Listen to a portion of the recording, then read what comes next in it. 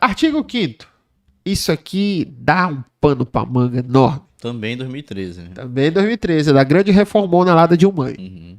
O acesso à educação básica obrigatória é direito público subjetivo. Aí tu grifa bem isso aqui, porque de 10 em cada 10 provas, de vez em quando isso aparece. Podendo qualquer cidadão, grupo de cidadãos, associação comunitária, organização sindical, entidade de classe ou qualquer outra pessoa, ou ainda o próprio Ministério Público, acionar o poder público para exigir. Então vamos lá.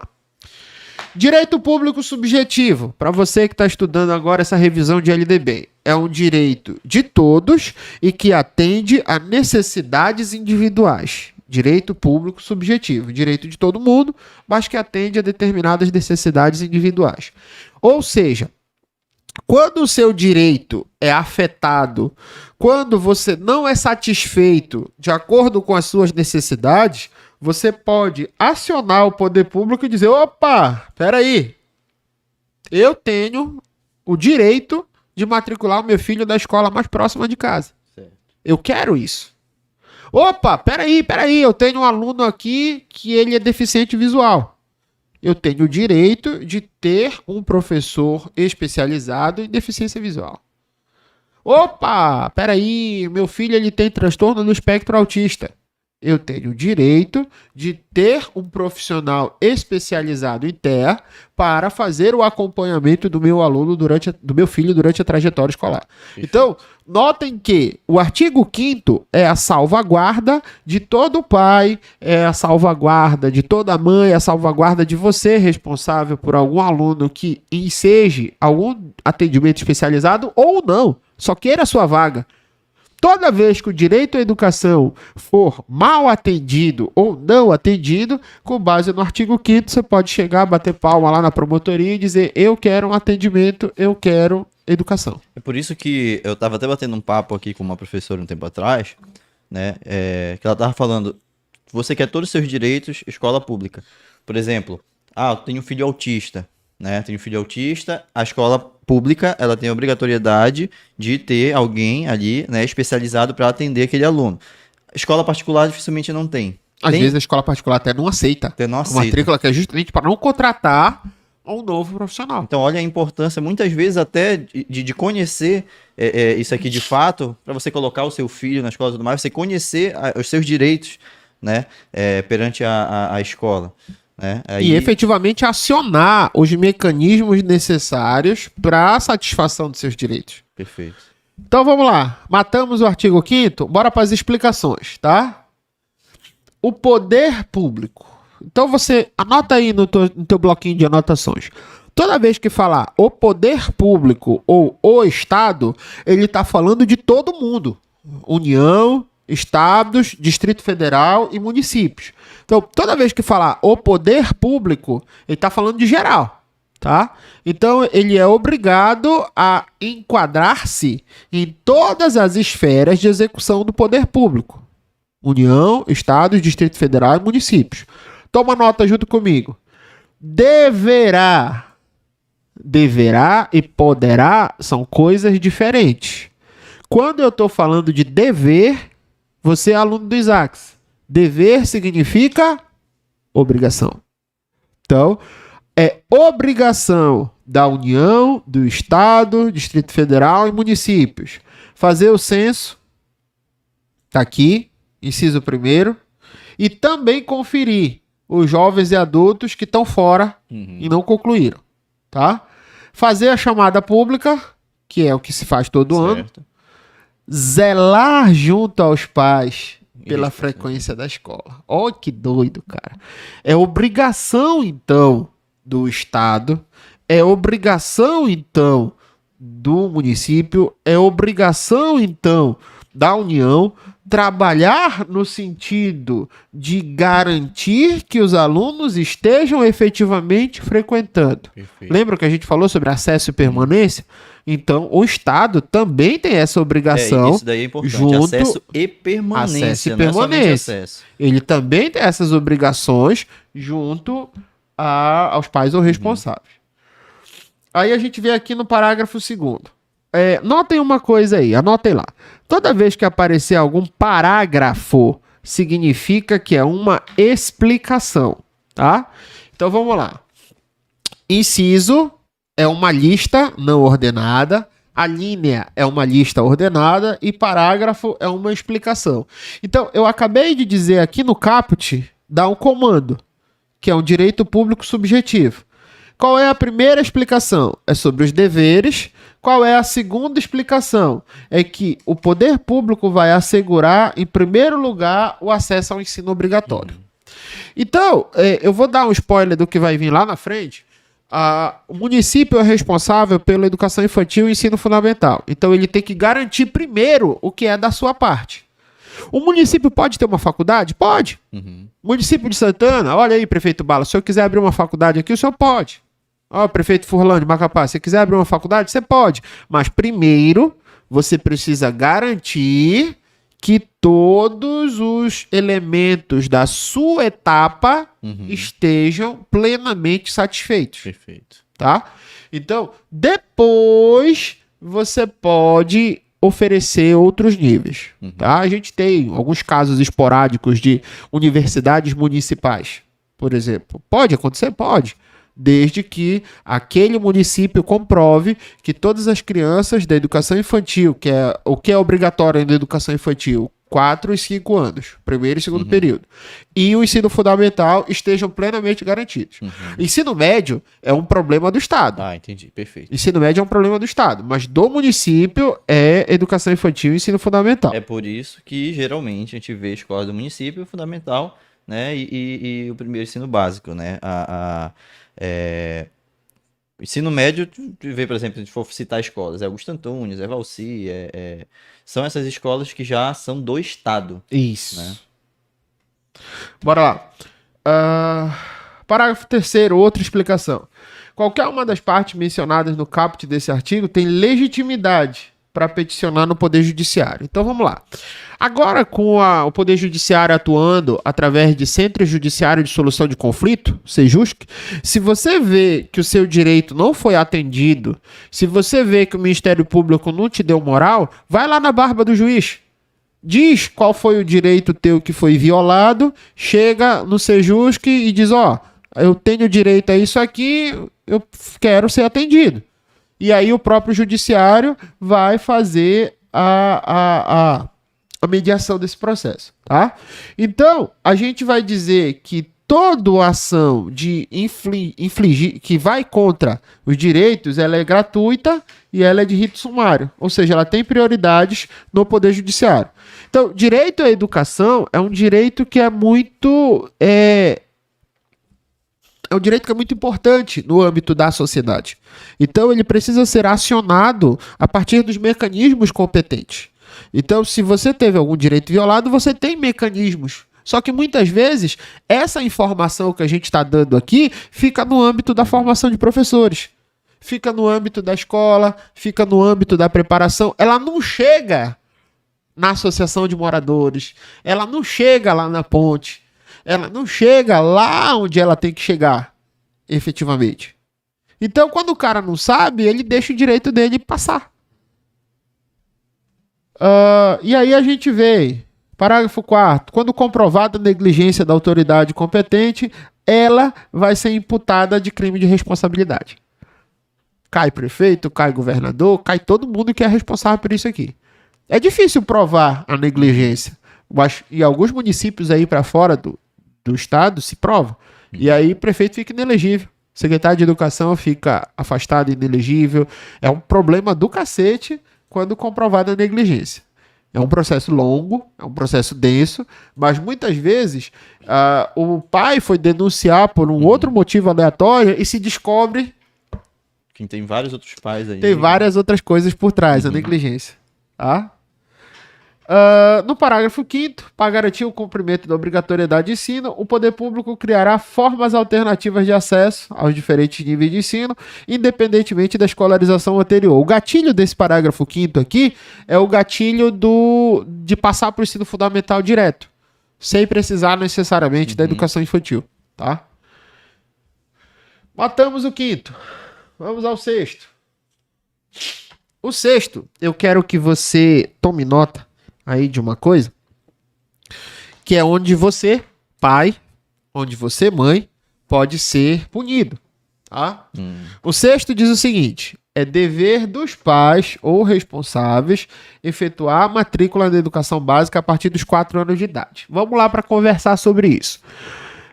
Quando o pai não cumpre o seu dever, efetivamente falando, ele pode ser punido. Mas quando ele diz assim, ó, eu não matriculei porque não tem escola, a punição vira para o Estado. A obrigação é do agente A, a obrigação é do pai. Quando o pai tenta matricular e o Estado não fornece a instituição para ele matricular, essa culpa sai do pai e entra para o Estado. Lembra que a gente falou lá em cima? É dever da família e do Estado. Exato. Então, o dever da matrícula é do pai. O dever da matrícula é do pai. Lá no Mas, artigo 2, né? fala sobre o dever da matrícula é do pai. Mas quando o pai não matricula por não ter vaga, essa culpa sai do pai e vai pro Estado. É o que acontece naquela situação que você falou, né? Ah, não fez a pré-matrícula, mas tem a escola lá perto. Eu quero. Tá aqui, ó. Eu posso não ter feito chamada escolar, mas eu quero a vaga do meu filho. Eu tenho direito à vaga do meu filho. Acabou. Perfeito. A discussão ela é mais simples do que se parece. A chamada escolar, o Estado tem que fazer porque ele é obrigado. Ele é obrigado a fazer. Mas a gente vai trabalhar dentro da perspectiva do direito. Eu posso não ter feito a chamada escolar, mas eu tenho direito a estudar. Perfeito. Tá? Lembra que a gente falou sobre o empreendedorismo? Olha aqui no artigo 7º. O ensino é livre, a iniciativa é privada. Ou seja, você que é licenciado em pedagogia, você que é licenciado em matemática, vocês que são licenciados em qualquer outra disciplina de qualquer área do conhecimento, o ensino é livre para vocês. Basta que você atenda às condições. Quais são as condições? Cumprimento das normas, tanto as normas dessa lei, quanto as normas do respectivo sistema de ensino. Então, você, tia Evelyn, um abraço aí para Evelyn, nossa tentativa de concluinte da pedagogia. A tia Evelyn vai montar uma creche lá na casa dela. Creche, ela é de primeiro nível. Então ela vai procurar o Conselho Municipal de Educação e vai ver quais são as regras. Que é a incumbência deles, né? E a incumbência deles, que é do município. Vou juntar aqui meus ex-alunos, vou juntar aqui o meu amigo Michael Brilhante, eu vou montar uma escola de ensino fundamental. Fundamental ainda é do município. Agora, se a minha escola tiver fundamental e médio... Aí já engloba o Estado, né? Isso. Ou se a minha escola tiver só fundamental e o município não tiver atuando nessa área, aí a gente já vai para o Conselho Estadual de Educação. Mas a gente tem grana. A gente tem grana. A gente não é liso. Então bora abrir uma faculdade. Bom, bora. Junta tudo aqui, compra as coisas, compra o prédio, bota tudo. Faculdade, ensino superior, sistema federal. Ato de credenciamento, mantenedora, mantida. Ou seja, o que a norma diz aqui? Volta para cá.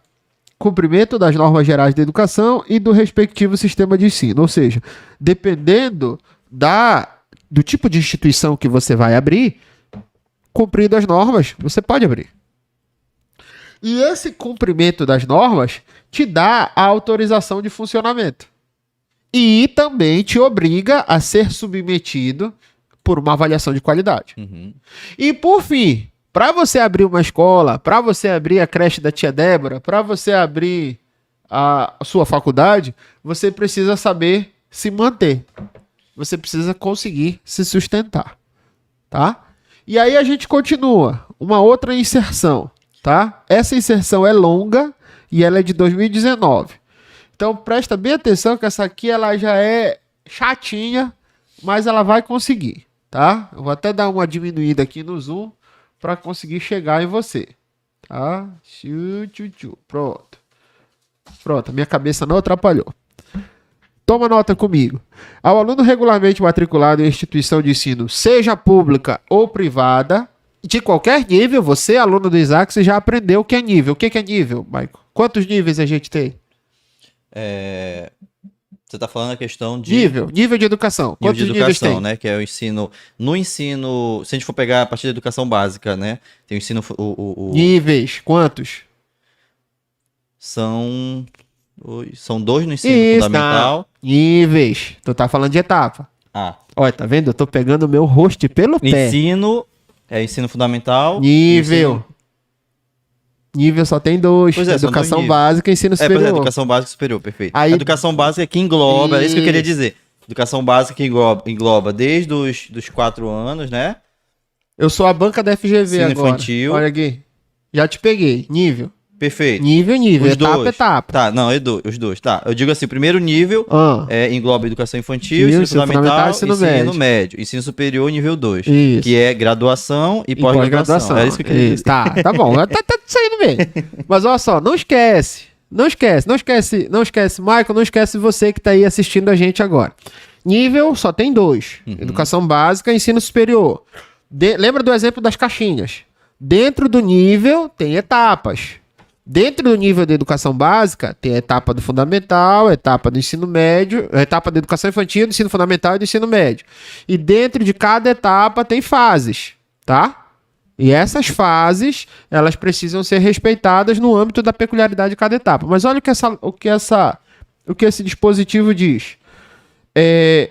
De qualquer nível, é assegurado o exercício da liberdade de consciência e de crença. Tá? Nós estamos falando aqui de liberdade religiosa. E religião entra um dos temas que o brasileiro tem muita dificuldade de interagir adequadamente.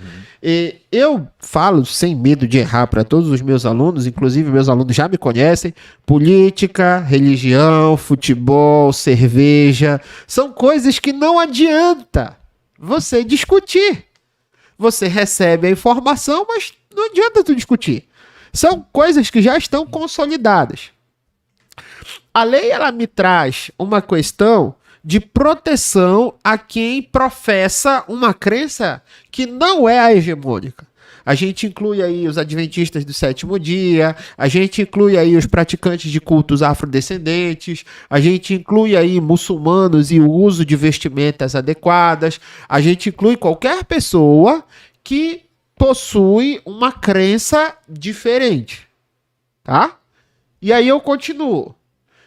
Este dispositivo permite a essa pessoa se ausentar de uma prova ou se ausentar de uma aula. Vamos citar aí, por exemplo, o adventista. O adventista de sétimo dia, que é o caso mais comum que a gente recebe. Quando tem, por exemplo, tinha a prova do Enem, sábado e domingo, no sábado ele não poderia fazer. Aí por isso que o Enem mudou domingo a domingo. Certo. Tá? Eu, quando era pedagogo de escola, eu fazia uma coisa que os meus adventistas odiavam. Eu marcava reunião para o sábado às 18 horas. Que é quando acaba o seu dia de crença. E aí eles diziam, mas a gente tava no nosso culto. Eu sei, mas a obrigação de você acabou às 18. Agora você vem pra cá que a gente vai continuar trabalhando. Isso era uma coisa que... Depois de um tempo eles se acostumaram com o meu jeito, mas era o sofrimento que os alunos adventistas passavam no Enem. Eles ficavam trancados numa sala desde 1 da tarde, esperando a hora dele começar a fazer a prova. Exato, porque ele não poderia, né? Porque ele não podia. Ele não podia nem chegar depois, porque ele ia ter acesso a outras informações. Perfeito. Tá? Então, assim, todas essas questões de religião, ela não tem custo, tá?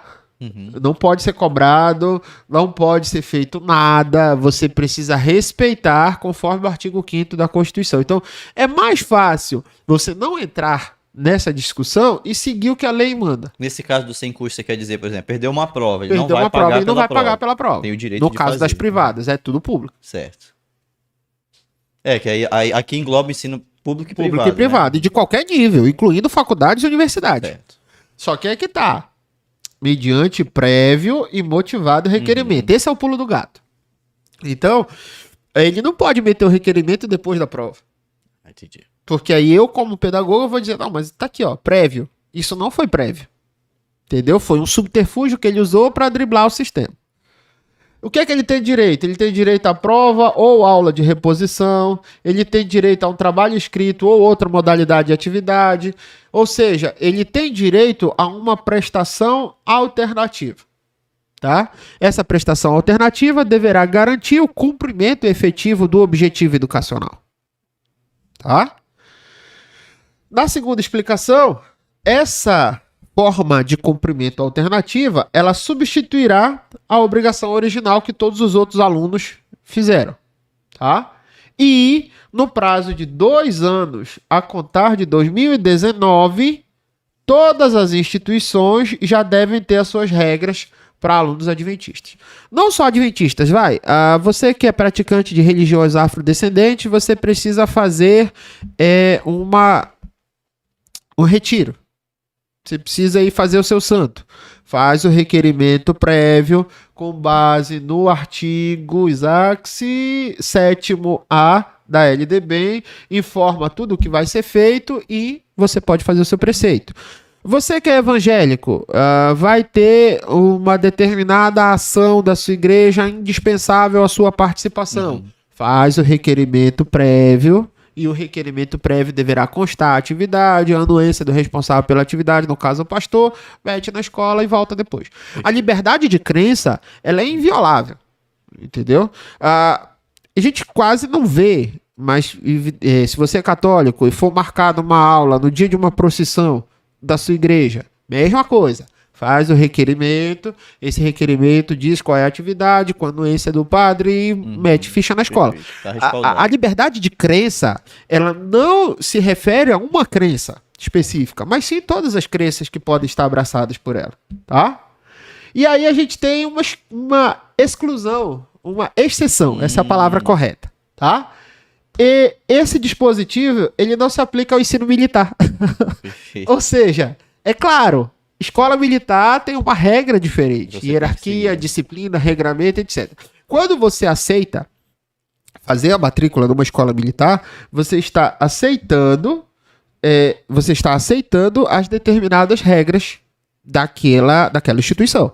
Você conscientemente, deliberadamente foi até aquela instituição e se matriculou nela. Então, você já sabe que ela não vai te cobrar isso aqui. Perfeito. E olha, a gente tem uma pergunta aqui. Isaías, dessa forma, a escola se adapta às peculiaridades religiosas? Sim, inclusive o prazo já até acabou. O Frank, né? Foi, Frank. Isso. Frank, inclusive o prazo acabou ano passado, 2021. As escolas tinham até 2021 para se adequar. Só que aí, como eu te falei, é prévio e motivado requerimento. Não adianta fazer o requerimento depois que o evento religioso acontecer, porque a escola pode negar e a escola está no seu direito. Está no direito de negar. Certo. O que está escrito aí? Prévio requerimento. Então, é antes do fato acontecer. Tá? Mas sim, Frank, já era para a escola estar adaptada às peculiaridades religiosas do seu público. Okay. Tanto que na ficha de matrícula é adequado perguntar, até para fins de planejamento. Apesar da grande maioria dos feriados serem católicos, mas existem feriados também evangélicos, existem particularidades locais de acordo com os municípios, e a própria comunidade escolar externa pode interagir com a escola. Perfeito. Tá? Acabamos os 3 primeiros títulos, agora nós vamos falar de responsabilidades.